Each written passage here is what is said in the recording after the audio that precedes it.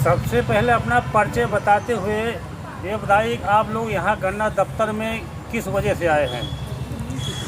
मेरा नाम ओम प्रकाश सिंह पटेल है। मैं जिला अध्यक्ष कमेरावादी का जिला अध्यक्ष हूँ और हम यहाँ धरना पर आए थे। जात आधारित जनगणना और मणिपुर में जो हिंसाएं चल रही हैं, जो महिलाओं के साथ अभद्रता हो रही है, उसके विरोध में हम यहाँ एक दिवसीय धरना धरे हैं। आपके मांग पत्र में आपकी कौन कौन सी मांगें शामिल हैं? हमारे मांग पत्र में 4-5 सूत्री मांग है।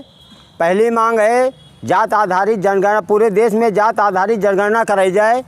दूसरी मांग है मणिपुर में जो महिलाओं के साथ अभद्रता हुई है उसकी जांच करा करके और सरकार को कायदे से बर्खास्त की जाए और जो मणिपुर की सरकार है उसको बर्खास्त करके राष्ट्रपति शासन लागू किया जाए और निष्पक्ष केंद्र सरकार इसकी निष्पक्ष जांच कराए।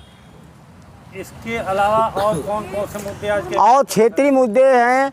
एक बिलहरा रोड से सरवा तक बहुत दिन से वो सड़क जो बनी हुई बहुत गड़बड़ है, उसमें आज तक डामर नहीं पड़ा हुआ है, जबकि आवाजाही काफ़ी है, इसलिए उसको डामरीकरण किया जाए। और बहुत दिन पहले एक सड़क बनी थी महमूदाबाद लखनऊ रोड से होते हुए कीरतपुर होते हुए शैली कीरतपुर के लिए होते आई थी, वहाँ से महमूदाबाद से, उसको डामरीकरण के उखड़ गया है, उसमें बड़े बड़े गड्ढे हो गए हैं, उसको दोबारा बनवाने की व्यवस्था की जाए।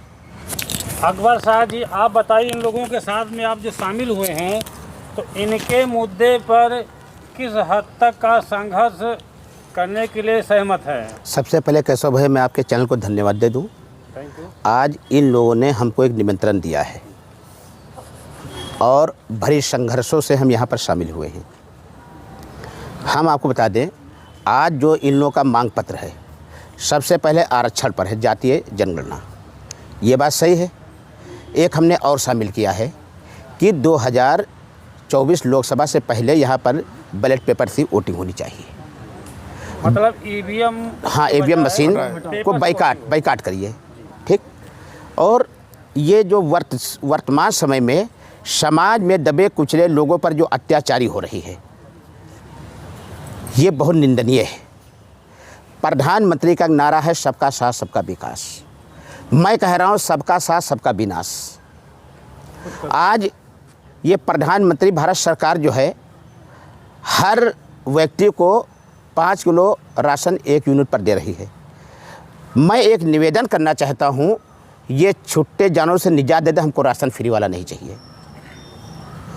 हम 1 बीघे में 2-3 कुंटल पैदा करते हैं और घर में अगर हम 5 लोग हैं तो महीने में 25 किलो। साल का कितना हो गया? साल का कितना हो गया? 3 कुंटल तो हुआ और इससे अधिक हम पैदा भी कर लेते हैं। तो आज हम लोग शाम को 6 बजे खा पी के खेतों के लिए निकल पड़ते हैं और खून पसीने की गाड़ी हुई कमाई से फसल उगाते हैं और रात भर जागते हैं और सुबह आते हैं तो पता चला उसके आने के बाद उचर लेते हैं। हम लोग इससे बहुत परेशान हैं, महंगाई से परेशान हैं। जैसे इन्होंने मणिपुर की घटना को लेकर के कहा, ये बात सही है कि काफ़ी दिन देश के प्रधानमंत्री पर मिट्टी डालते रहे, लेकिन जब उजागर हुआ तो उस पर आपने क्या किया? एक पाकिस्तान से सीमा आई है भारत, उसके आगे आजकल कुछ नहीं चल रहा है। एक भारत से पाकिस्तान पहुंच गए हैं, रोज़ स्टेटमेंट हो रहा है, लेकिन उस पर सरकार क्यों नहीं सख्त है? उस पर भी तो सख्त होना चाहिए। और हम 2006 से सामाजिक कार्य कर रहे हैं और हमने छोटे मोटे कार्य नहीं किया, हम ऐतिहासिक कार्य किए हैं। हमारे शहर के अंदर एक कचरा फैक्ट्री थी, उसको हमने बंद करवा दिया, जो कि किसान यूनियन वाले लगे रहे बंद करवा, लेकिन मैंने बनवा तक वो चालू नहीं हुई है। जैसे कि आप देखे होंगे, जेबरा पार्क की ज़मीन पर भूमाफियों के बड़े बड़े भूमाफियों को कब्जा था।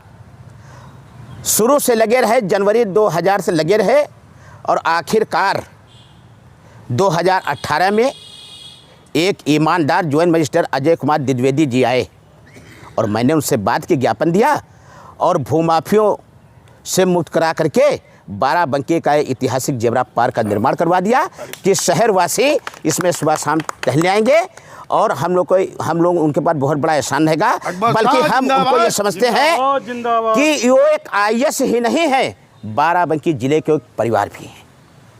आज उनके जाने के बाद जब तक वो तहसील में रहे, भू माफिया तहसील के आसपास भटकते नहीं थे, और उनके जाने के बाद आज भू माफिया चिंबरबाजी कर रहे हैं।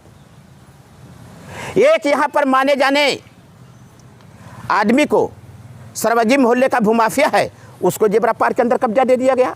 मैं ये कह रहा हूँ, जैसे कि मुख्तार अहमद, अतीक अहमद, मोहम्मद आजम खां, ये पूर्व में जो सरकारी ज़मीनें कब्जा किए थे उस पर इन्होंने बुलडोजर चलवाया है, क्योंकि पहले तो पूर्व में सरकारी ज़मीनें थी, और जब पूर्व में ये ज़मीन जब सरकार ये बंजर है तो इनको उस पर कब्जा किस आधार पर दिया गया है, और इस पर 10 करोड़ की ज़मीन को हथियाने के लिए इसने 50 लाख रुपए खर्चा किया है। वही नहीं, एक चीज़ आप और देखे होंगे, कचहरी के आसपास एक गवाहघर होता है, और ये गवाहघर सिविल कचहरी का होता है। उसने क्या काम किया है कि जब इसका कोई जातीय अधिकारी आता है, उससे साठगांठ करके और लाखों में लेकर के करोड़ों की ज़मीन अपने नाम अभिलेखों में हेरा फेरी करके ले लेता है। अब इसके पूरे अभिलेख तैयार हो गए हैं। जिस तरह भूमाफियों की ज़मीन पर बुलडोजर चला है, और बाबा जी को हम मजबूर करेंगे, बाराबंकी बुलडोजर को चलाना पड़ेगा।